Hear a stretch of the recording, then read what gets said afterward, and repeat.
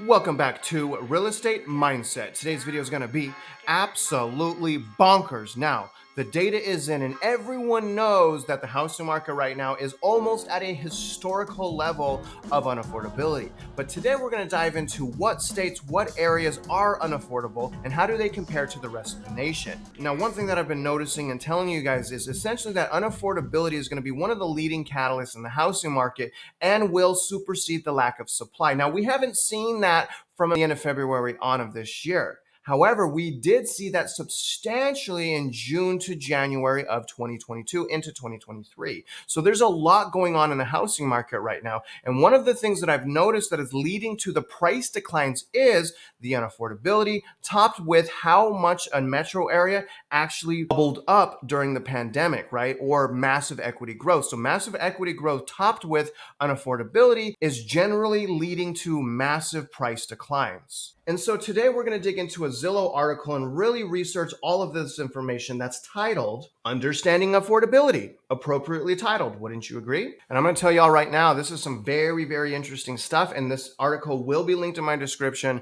If you want to see how unaffordable, just how unaffordable your metro area is, please go to this link and check it out for yourself because there is a lot of information here. Understanding housing affordability, searching for and executing a move comes with truly confronting the costs of achieving the vision we have for our lives. A vision many explore on Zillow, and that's why I have to keep talking about Zillow because it's as crazy as this sounds. A lot of people only get housing market news from Zillow. When we build tools and advocate for policy to ease these hurdles, we need to understand what households face and how it changes. What data and economics tell us paying substantially higher rates than pre-pandemic is a persistent motivator for delayed first-time buyers. Yet, what it takes to achieve the down payment all by yourself likewise remains punishingly high. So we're also going to see how long it takes for people to actually save enough money for a down payment, and it is shocking. These barriers have little likelihood of easing for up-and-coming adults with intervention.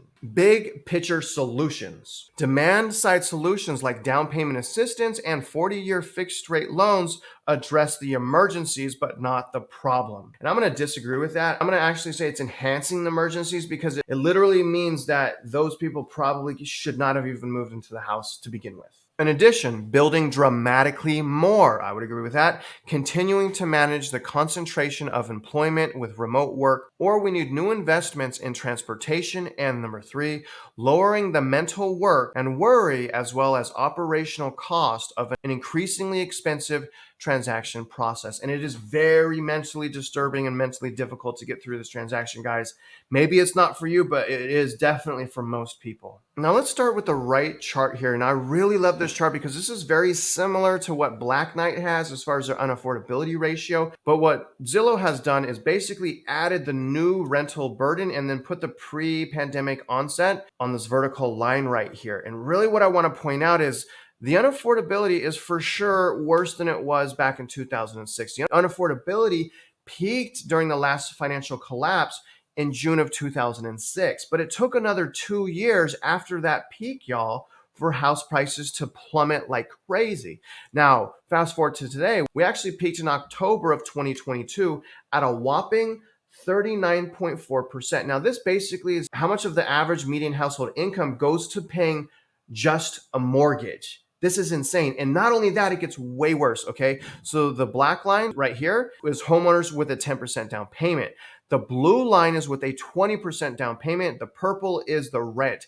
And you can basically see that rent started skyrocketing, y'all, around March of 2021. You can see that here, and it is up now to 31.5%. That's really, really expensive. Shelter and just the ability to have a roof over your head, it's just insane how expensive. If we look at the difference between a 10% down payment and a 20% down payment, that's only an adjustment of about 3.5%. So if you put an extra 10% down and only gets 3.5% more affordable, that's crazy to me. You guys can see going all the way back, even in the 1990s, it wasn't as unaffordable as it was today. And in fact, probably most people that are watching this video right now have never gone through a cycle of inflation like we're going through today. But this is massive. You guys can see again, after it peaked, it went down pretty good. It went down pretty good for a substantial period of time. And you guys could see we were kind of sitting, at least at a 20% down payment, we were sitting at about 20%. All right. And normally what we want is 25% of your income going to paying off your mortgage. You guys can see even 10%. See how it was staying in those 20s? So that's a little bit more normal, and we can see that it started happening since about December 2008. So since about December of 2008 to about August of 2021, housing payments were at about 25% of income. This is the breaking of fundamentals right here. It's like, hello, Federal Reserve, do you see this massive run up in unaffordability? Help us, please. Now take a look at this chart to the right here. This is also very interesting. This is saying how long will it take for someone to save a competitive down payment. Now I want to say this. I purchased my first house in Texas with an FHA mortgage at 3.5% down, and I made a tremendous amount of money. So I'm not saying that people have to have 20% or even 10% down. I think right now it's more about affordability than it is essentially spending all of your money and doing everything you can to get your payment down. If the payments are too high, it's probably a good idea to wait instead of using all of the liquidity you have for a 20% down payment, if that's your situation. But let's take a look here. We're just going to look at I don't even know what color, just the bottom color. I don't, can you guys tell me what color that is? What color is that? Makeup? Is that makeup color? I don't know. But anyways, let's go back to 1990. So in 1990, it took roughly, at the beginning of 1990, it took roughly 5 years for people to save enough for a down payment.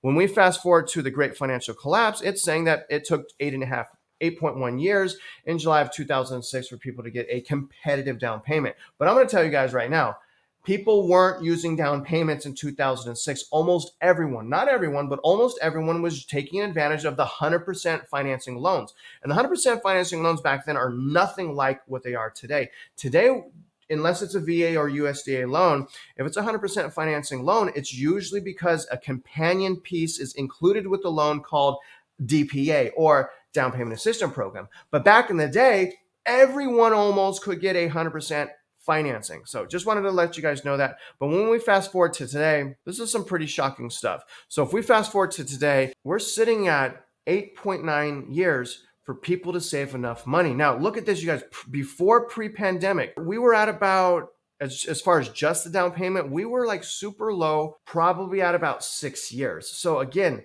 what we see here ever since the pandemic, breaking of fundamentals. And when you keep breaking fundamentals and you don't fix it properly, odds are it's going to come crashing down. Am I wrong about this, y'all? Will you comment below? Am I wrong about this? Now take a look at this chart on the left, okay? Now the purple line is mortgage interest rates, the blue line is median household income, and the gray line is home value. And I want to point out that this blue line, median household income, you see how it's just going up a little bit? You guys see how it's pretty plateaued? It's going up a little bit. This is what we need home values to follow, right? And it hasn't. And if you guys look here, you can see, and if you guys look at how close this tracked from the 1990s on, do y'all see? Median income and values tracked pretty closely until the early 2000s when they started spiking. Home value started spiking up into 2008, and then bam, straight down. But meanwhile, when this spike happened, or this bubble happened, look it, income stayed flat. Now let's go to the after the pandemic. Okay, you guys see the after the pandemic is this vertical line right here. Now income stayed about the same. Look at that. So income went up from pre-pandemic to about right now by about $9,000. That's it. Okay, but look at interest rates after the pandemic. That shot up, but also look at home values. So I would say that home values were kind of breaking fundamentals from 2013 to pre-pandemic, but they really started breaking fundamentals around March of 2022. And this is exactly what I mean here. This straight skyrocketing up, and now it's plateaued. So this is what Jerome Powell's saying. Oh, it's probably going to stay plateaued. It's starting to plateau now. But what about that huge run up? Okay. What about that huge run up with the lack of a huge run up in income? Do y'all understand what I'm saying? Let's look at now unaffordability across the United States. Again, guys, come here. This is really cool interactive data. So here's Texas right here. That's where I live. So Texas is at this again with 10% down, 34% unaffordability. Okay, so 34% of income. Then we have Louisiana, Baton Rouge at 28%, which surprises me because it has the highest rate of foreclosure. Very, very surprising. But look at here, guys, where the unaffordability is strongest, we have some of the leading price declines. You guys can see San Francisco's at 74%. That's insane. But San Jose is even worse at 81% of your income. I don't understand how people can afford to live here. And look at Los Angeles. Los Angeles is like the worst. Los Angeles, you guys, again, this is according to Zillow. This is at a 10% down payment, 84.2% of your income. Los Angeles got hit hard in the great financial collapse. Why wouldn't they right now? And on top of that, they have year over year decline right now. So again, I'm like salivating right now. I'm waiting for the seasonal decline to hit. And again, I think with normal seasonal decline in the housing market, topped with the quantitative tightening and the elevated rates, the elevated unaffordability, values are going to go straight down. But we'll see. Okay, that's what I think. We'll see. Now look at some of the places up north. Seattle's at 56.5, whereas Portland's at 54. Salt Lake City, which we've saw price decline, is at 52%, with Boise at 53%. So you guys can see some of the most unaffordable areas have the largest price declines. Austin, 44.8%. So even though Austin is leading as far as price declines, they don't have the highest unaffordability. However, they have one of the highest run-ups in equity. So you need kind of two things, in my opinion, outside of inventory, unemployment, and migration for highest price decline to continue, which is the unaffordability and the massive run-up in equity. Florida is absolutely doomed, and I don't think Florida is going to last much longer, but it is so doomed. You guys can see Miami's sitting at 55.7, whereas Naples is at 56.1. But take a look at the East Coast. The East Coast always is surprising to me. It's not broken until it's destroyed. New York's sitting at 53.4%. Portland is at 52%, Boston 50%, and we haven't seen a particularly large amount of price decline in these areas, so I'll be watching that very closely. Now look at this area. You guys can see St. Louis, unfortunately, Jeff, is not having the price decline that we wanted, but it's also one of the most affordable places to still live. So unfortunately, people are probably moving to the more affordable areas, and you see that in this whole little pocket right here. Wichita is only at 26.3. That is insane. Albuquerque at 42.2%. So overall, there's no question that unaffordability continues to stranglehold pretty much all of us. Maybe not the ultra rich, but definitely it's strangling me. It's strangling a lot of people I know. Now, having said that, it's especially important to increase our purchasing power, whether we're on the sidelines or not. Some of the ways that we can increase our purchasing power is making sure that we have absolutely no consumer debt. Consumer debt can hold us back in so many ways as it pertains to debt to income ratio qualifications for a mortgage. So you want to be completely out of consumer debt. Another thing, the higher your credit, the cheaper your payment. So make sure you have ultra high 700 credit scores, not like barely 700 and assume you have great credit. Now understand also some of the best ways to increase your credit score is by managing your credit cards and using them, but not keeping a balance. A lot of times you want to do a small balance at least one time every 6 months so the credit card doesn't deactivate on your credit report.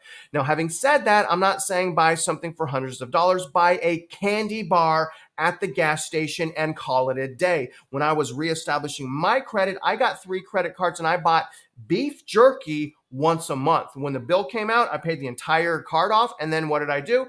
I bought beef jerky again. I did that with 3 credit cards. No joke, when I was increasing my own credit.